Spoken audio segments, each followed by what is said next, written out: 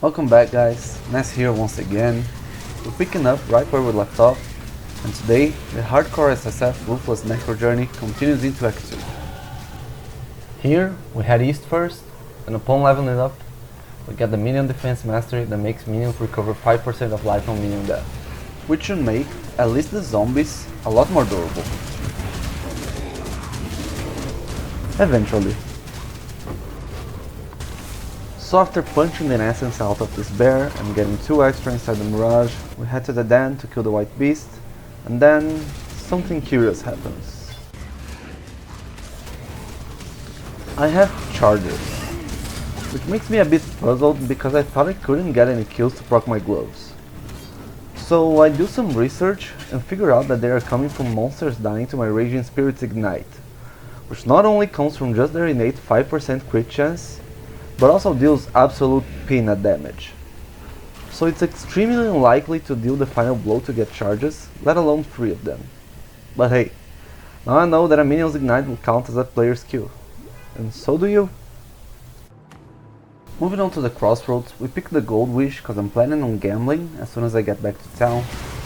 Then find a chain belt, which I'm thinking is a good candidate for an essence, but right after getting our first amulet, we get our better belt base.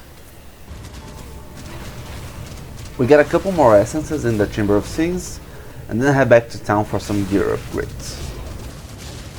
First, we get our Bismuth Flask, and then we craft our leather belt with an energy shield essence, hitting life and lightning resist. Afterwards, we gamble for some ones, and the reason I'm gambling for ones right now is that I'm just over level 20, which is when we can start to get calling ones, and lo and behold, we hit one on our second try.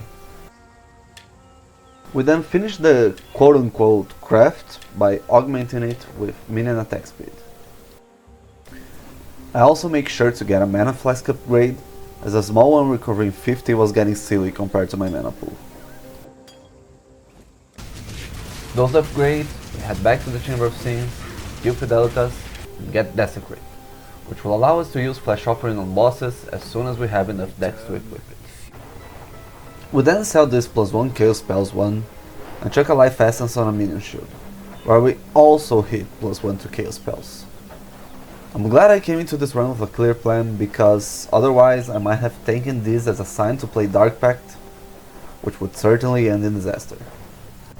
Our last crafting attempt is using a physical essence on this pair of boots, but we failed to hit move speed or good enough stats to be an upgrade.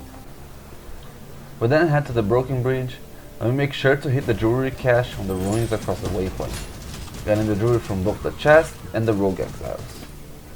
These usually drop normal rarity, but that's still pretty good, especially with all the essences that we get this league. We then head to kill Crane, and yes, we are opting to kill him, don't tell Jacko. Move speed is nice, but in hardcore I really want to make sure I'm overcapped with resistances. However, if this was softcore, I would for sure be helping Crane. Next up, I use a Dexterity Essence on our new Sapphire Ring, which gives us enough to equip Desecrate. Now here in the Fell Shrine Ruins, I activate all 3 shrines to spawn those special boss, because apparently I enjoy bad decisions. I think her drops are slightly better if compared to other unique monsters, but being probably one of, if not the most dangerous fight you can have in the campaign, in hardcore she's nowhere near worth the risk.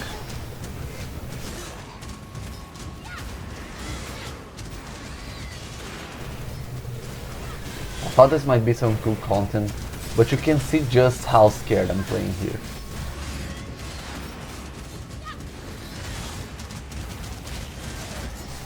We overcome the fight by keeping our distance and letting our minions deal with her, getting 60 gold and a magic chest in the end.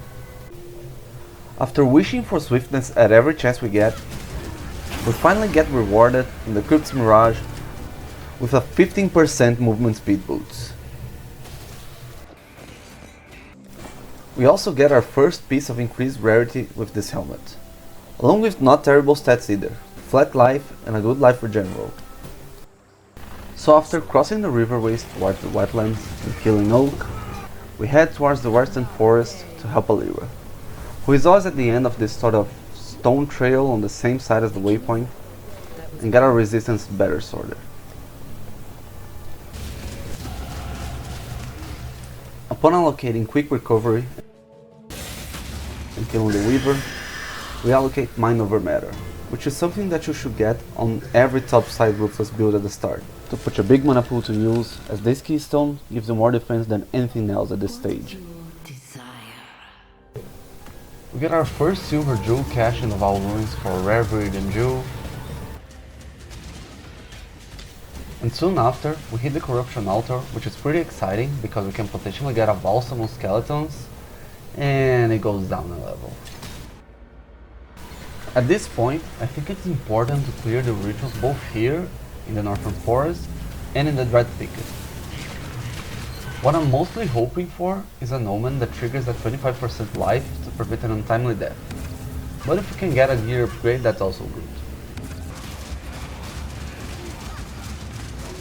And by clearing the final ritual in the Dread Thicket, we actually get rewarded with an omen of Death Dancing. Fingers crossed that we can keep it for a long time. After getting our first Alchemy Orb drop, we complete the Northern Forest ritual to find nothing really exciting. But since we have a lot of tribute, I go for the reroll and get greeted with a unique, which I'm very surprised is cheap enough to buy.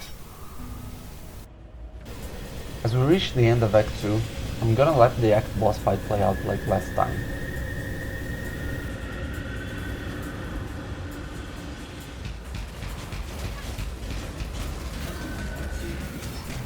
If you're enjoying this series so far, give this video a like, and if you aren't, well, let me know how to improve.